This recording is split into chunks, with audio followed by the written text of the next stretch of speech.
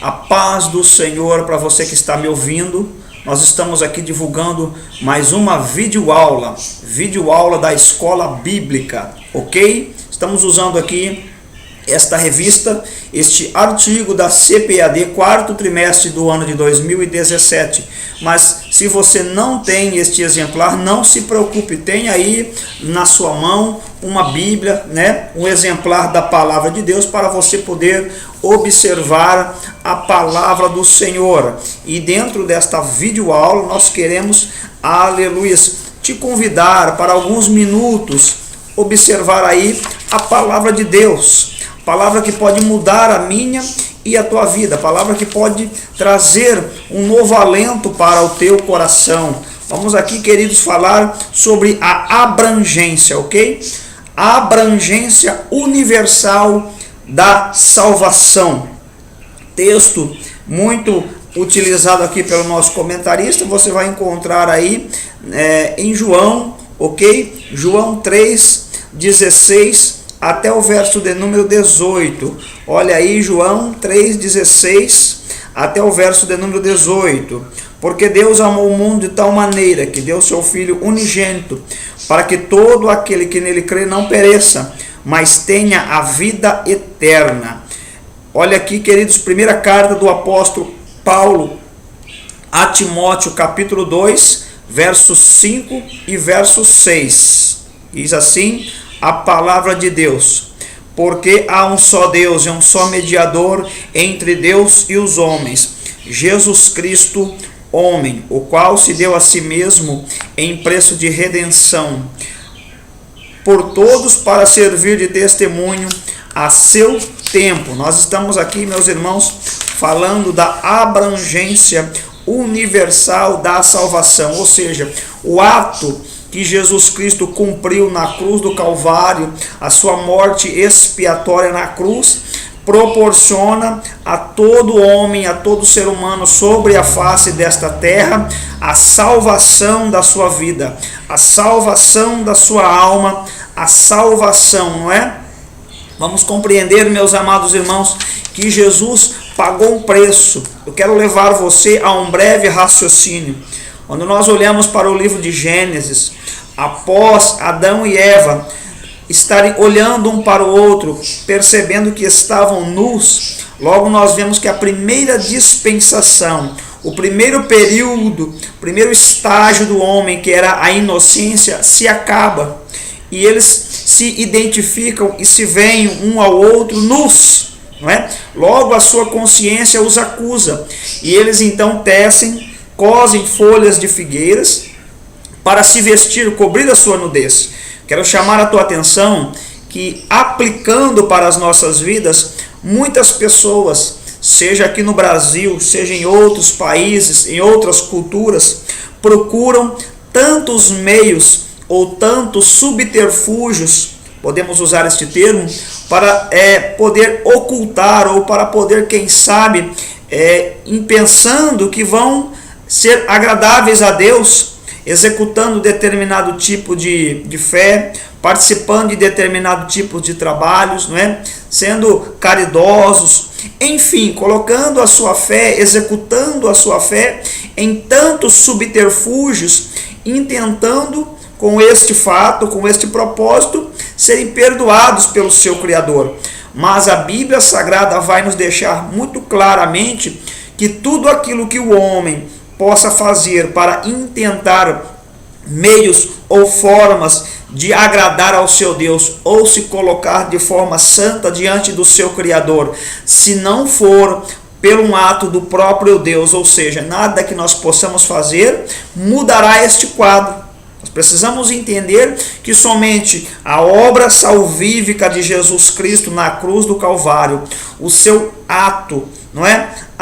O ato de Deus de se entregar na cruz, o Cordeiro de Deus imaculado, ao terceiro dia ele é ressuscitado. Somente pela fé neste sacrifício, entenda bem, somente pela fé neste sacrifício o homem tem condições de ser novamente religado a Deus, de estar em comunhão com o seu Criador, de ter então, aleluias, alcançado por mérito não seu, não próprio, mas pelo mérito da cruz, alcançado então a reconciliação, não é, com o seu Criador.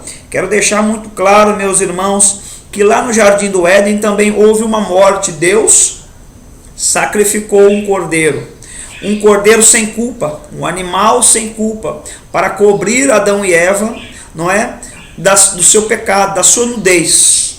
E isto mostra, meus irmãos, que sem derramamento de sangue não há remissão, não há resgate, não há perdão dos pecados. É claro, meus amados irmãos, que este apontamento lá no Gênesis mostra que no tempo determinado, na plenitude dos tempos, viria o sacrifício perfeito, justamente o Cordeiro Jesus, não é? O Cordeiro de Deus que tira o pecado do mundo. Ele então assume esta posição, não tinha culpa alguma, mas ele assumiu todo o pecado da humanidade. Leia também Isaías 53, era sem beleza e sem formosura, não é? Sobre as suas pisaduras nós fomos sarados. Ali nós vamos ver Deus trazendo uma revelação a Isaías capítulo 53 sobre o servo sofredor, que é justamente o Deus Emanuel, justamente Jesus, justamente o Cordeiro, não é? Então, no seu tempo, a terra da sombra da morte, a geografia vai mostrar que naquela região de Jerusalém, região de Israel, terra da Palestina, uma terra vulcânica, uma terra escura, justamente a terra da sombra da morte, a terra roxa, a terra escura. E vem então da Galileia, vem Jesus, aleluia, trazendo luz, trazendo vida, trazendo esperança. Muitos não valorizavam, mas todo aquele que o aceitou, Deus deu o poder de ser chamado Filho de Deus. Texto áureo da Bíblia Sagrada, João 3, e versículo de número 16. É preciso entender, meus irmãos, qual é a finalidade da cruz. Quando o homem natural, o homem carnal, o homem com a sua mente fechada para as coisas celestiais, o homem que não abre o seu coração e não pede ao seu Criador, por intermédio do Espírito Santo, que irá trazer, não é, a conscientização de que todo homem, toda a humanidade está sobre um pecado, o pecado original, o pecado da queda no Éden. Lembramos que Davi diz assim: em pecado eu fui criado, em um dos seus salmos, que Deus o concedeu, que Deus o inspirou, que Deus o revelou. O que mostra isso? Mostra, irmãos, que não há homem na terra, não há mulher na terra, não há país, não há nenhum tipo de sociedade justa diante de Deus, salvo conduto, se não aceitar a fé no nosso Senhor e Salvador Jesus. Devemos ter esta clareza nas nossas vidas, que o fundamento da cruz, o objetivo, o propósito da cruz é resgate, porque Jesus não veio para condenar, Jesus veio justamente para salvar. Jesus veio justamente para buscar e para salvar aquilo que se havia perdido. O que isso implica? Quando nós abrimos o nosso coração e entendemos que há uma condenação para o fogo do inferno, a ira de Deus está sobre os filhos da desobediência, ou seja, sobre a criatura, pelo pecado, pelo erro, pela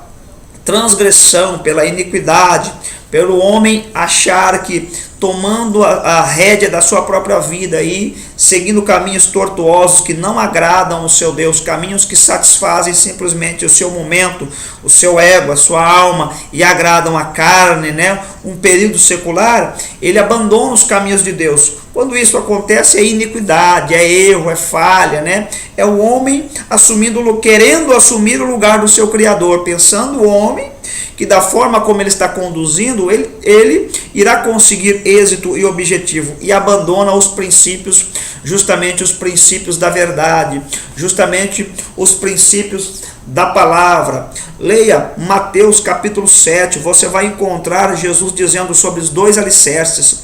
As pessoas que assumem uma consciência humana, uma consciência secular, uma consciência horizontal, abandonando a orientação da palavra, são pessoas que colocam o seu alicerce espiritual em areia, colocam o seu alicerce espiritual em um local, uma estrutura que vai ruir com os ventos e as tempestades, e principalmente será lançado no fogo do inferno. Mas aqueles que colocam o seu alicerce espiritual, não é, na porta estreita, na palavra da cruz, na confiança que Deus é onipotente, onisciente, onipresente, irá guardar, dar vitória, irá sustentar, enviar o socorro para as nossas vidas, este sim está na porta estreita, está no alicerce, que é a rocha. E só existe uma rocha, só existe um fundamento sobre esta terra, e esse fundamento é Jesus Cristo de Nazaré, o Deus eterno, o Deus conosco, o Deus presente. Quando isto acontece, nós entendemos, irmãos, pelos olhos da fé, na dependência da palavra de Deus e na ajuda do nosso ajudador, que é o Espírito Santo, nós reconhecemos a pecaminosidade humana, pedimos perdão por intermédio de Jesus. E Deus então se satisfaz com a ira, se satisfaz na sua ira quando ele, aleluia, recebe o sacrifício de Jesus na cruz do Calvário. Toda a ira, toda a condenação é quitada e Deus perdoa todos os nossos pecados e lança no mar do esquecimento. A dívida do pecado é quitada de forma total e Deus nos concede a vitória. Deus te abençoe, Deus te guarde, divulgue a palavra de Deus, divulgue o evangelho, compartilhe aí a nossa página no Facebook, divulgue o nosso canal no YouTube, Evangelizando as Nações. Deus te abençoe, Deus te guarde, em Cristo Jesus. Amém.